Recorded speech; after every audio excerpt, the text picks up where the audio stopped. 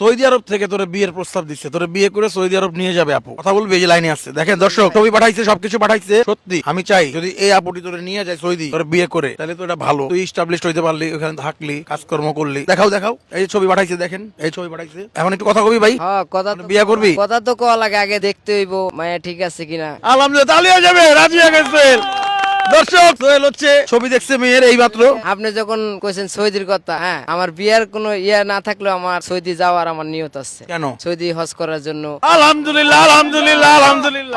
আমার অনেক আশা আছে, আমি কোনো সময় সৌদি যাবো। সৌদি তো যাইতে পারি না, মাঝে মধ্যে মায়ের কাছে যে আমার মুখটা দেখে হজের নেকিটা লই। আলহামদুলিল্লাহ আলহামদুলিল্লাহ। যদি আল্লাহ ওই শক্তি দেয়, তার উসিলায় আমি সৌদি যাই হজ করার, তাহলে তো তারে আমি বিয়ে করতে চাই। আর বয়ের যদি মিলে, আবার যদি সব ঠিক থাকে, তাহলে ইনশাল্লাহ আপনারা যা বলবেন আমি তাই রাজি। আর মাইয়া যা বলবে সেটা আমি মানবো। আচ্ছা, আমরা একটু ফোন করবো আপুরে, আপু কি বলতে চাই দেখি। দর্শক, আমরা আপুরে কল দিয়েছি। সৌদি প্রবাসী বোনটি হচ্ছে সোহেলকে পছন্দ করেছে, সোহেলের কথাবার্তা ভালো লাগছে, সোহেল একটা কর্মঠ ছেলে, এই জিনিসটা তার ভালো লাগছে। দেখি আমরা কি বলে। আপু আসসালামু আলাইকুম। আপু আপু আমরা আপনাকে শুনতে পাচ্ছি, সোহেল আমার পাশে আছে, সোহেলের উদ্দেশ্যে কিছু বলেন। হ্যাঁ, আলহামদুলিল্লাহ, আল্লাহ ভালো রাখছে। আপনি ভালো আছেন? হ্যাঁ, আলহামদুলিল্লাহ, আল্লাহ সবাই ভালো রাখছে। আপনার বাসার সবাই ভালো আছে? আপনি খাইছেন, খাওয়া দাওয়া করছেন? আমি রাতে খাওয়া দাওয়া কিছুক্ষণ আগে করছি। আলহামদুলিল্লাহ। আমি একটা কথা বলি, সোহেলকে আপনি কি বিয়ে করে সৌদি আরব নিয়ে যেতে পারবেন?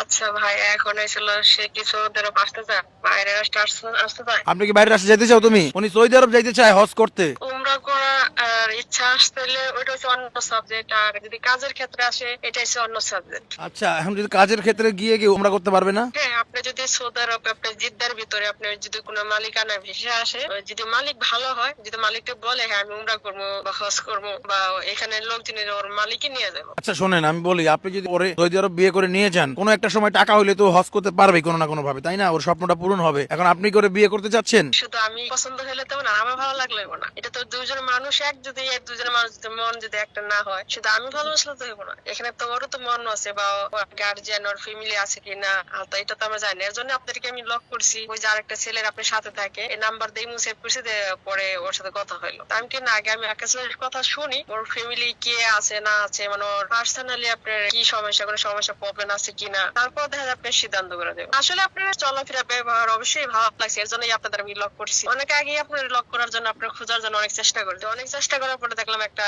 ভিডিওতে একটা নাম্বার পাইছি, ওই নাম্বারটা নিয়ে আমি অ্যাড করছি। যাই হোক দর্শক, আমরাও চাই হচ্ছে আপু যদি সোহেলরে নিয়ে যে বিয়ে করে আপুর একটা সুন্দর জীবন দিতে পারে সোহেলের, তাহলে আরো ভালো। শোনেন, আমি বলি, আপনি সম্পূর্ণ বিস্তারিত আপনি আমাকে জানায়েন, আমি সোহেলের ব্যাপারে সবকিছু আপনাকে বিস্তারিত জানাবো। শোনেন, প্রবাস জিনিসটা যে কেমন এটা আমি ভালো করে জানি। আমি চাই আমি